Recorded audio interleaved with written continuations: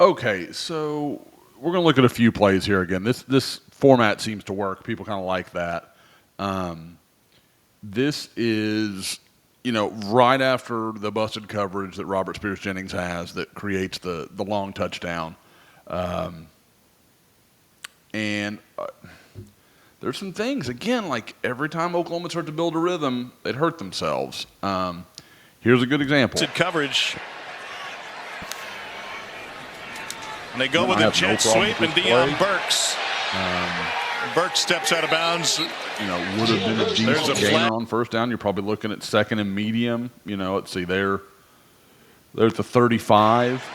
By the time the play's over, he's at the 40s. So you're looking at second and 5. That's and they go with a better situation than what OU's been staring at through a lot of these second downs so far, and it's what's led to these third downs that are longer, and you have all these problems where Oklahoma's third down percentage is almost a certainty to end up among the worst in college football just because it started off so horrifically against Temple.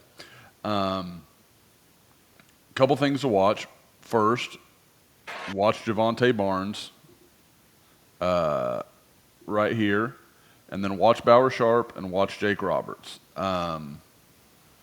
It's not all bad from Javonte Barnes. He just lights his guy up. You'll have fun with it. They go with a jet sweep, and Deion. Not every day a running back knocks the. They go with a jet sweep, and Deion Burks. That's exactly what he did there. So Burks steps up. That's score after the busted coverage. So physical. Okay, so now here, really, these are the two key men here. This is what's gonna make this work or not work. Again, this is very similar to the first play of the game. Score after the busted coverage. They run the counter action and then run the jet sweep away from it. This time, Barnes steps up and they go with a jet sweep, and Deion.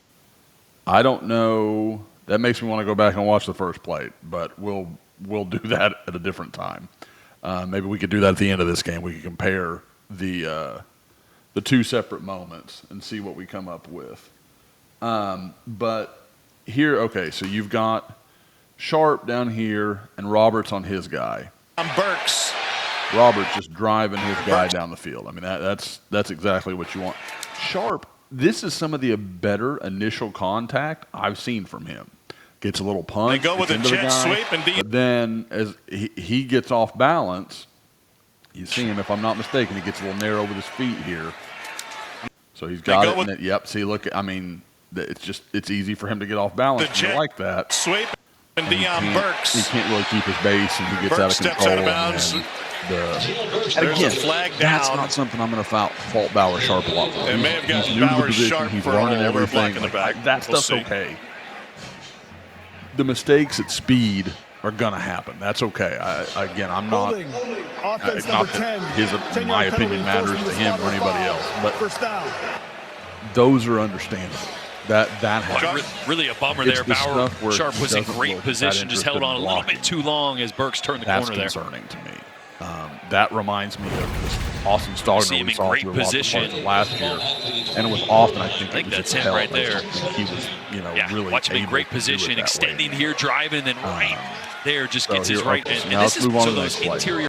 So okay, we went too far. Okay, so that obviously for those that remember, they called that back. There just gets his right hand hooked on that jersey. Now, why Arnold swings it out. On second and 15, Javonte Barnes. Javonte Barnes, which again, and this is part of what they need to do. They need to start to stretch the field horizontally because running between the tackles right now is not working for Oklahoma. So you got to get these guys out of the box, work the perimeter, and I feel so like those that's interior runs can start to gash. Then immediately just running going between and the running tackles a is dive not working in a non-conference game against whatever Houston. it may be.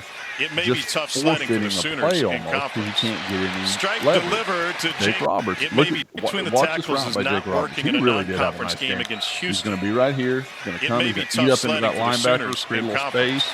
Strike delivered to Jake Roberts. Oklahoma could use some more of that. We talked about it last week against Temple with Brennan Thompson not taking the first down that was there. Jake Roberts has taken what's given to him, and so did Jackson Arnold, to his credit. It doesn't have to be a home run every time. Take what's given to you until you learn to walk before you run. with this offense, and that's kind of what this feels like right now. They've got to accept where they're at, and that it's not going to be clicking and high pace all the time. That's just not the way it's going to work. So remember just a second ago when I was talking, don't just run up the inside zone on 1st and 10. Sooners let your approaching interior line midfield, get nursing mauled. a 2-point Here you lead, go, 1st and 10. Now once you're in again, second nothing and 10, doing up second the and 11. nursing a Because this kid right here, Allen, he just ate Josh Bates' lunch. I know people have tried to turn it into, oh, it was just the penalty was bad. Josh Bates didn't have a very good night. I don't know any other way to say it. And again, he's a young player. I'm not saying he can't get better. I'm just saying where he's at right now, this wasn't great. Logan Howland here, he gets beat a little bit. They run the double here. And Sooners Sexton, I approaching believe, has to work. He's working up to the linebacker, which is what he's supposed to do. But Howland has not gotten himself around this side of it enough. A 2-point lead, the guy doesn't really impact the play. But again, Howland's not. Tom, you mentioned about not being able anything there. But again, the play is made. I mean, look at this right here. Just immediately pushing Bates back. Bates is, a yard and a half deep in the backfield. Nursing a 2-point lead, and once again, I don't care how elusive you are, it's pretty tough to win when the whole year. Tom, you mentioned about not being able to open up those holes in the middle. Keep in mind, it's a banged-up offensive line. A couple starters not going to go tonight. The difference here is when you're banged up because you need those reps together physically on the practice field. I don't know what the next play was. Joshua Bates getting the start at center. Another swing out to Barnes. So again, Joshua Bates getting the start at center. Another swing out to Barnes. And Bates. Joshua Bates getting the start at center. Another swing out to Barnes. And Bates, by the way, is playing her second year. What was going on? I'd love to see behind that play, but I'm not going to turnover on the have any offensive big line from takeaways. last year. Again, I'm at the mercy of the TV broadcast here a little bit. During the bowl game when their NFL guys opted out. Here's Arnold. After the late block, I love that he call. was able to bounce it to the outside and pick up the first down. So find an extra blocker by letting the quarterback run. You're going to do. I thought that was.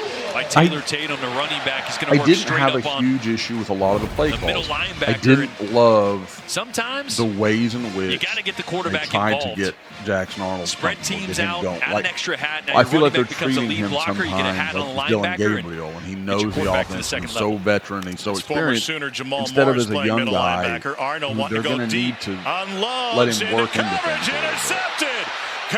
Arnold wanting to go deep. That's former Sooner Jamal Morris playing middle linebacker. Arnold wanting to go deep. Unloads. But boy, it sure looks like Brennan Thompson was the choice here.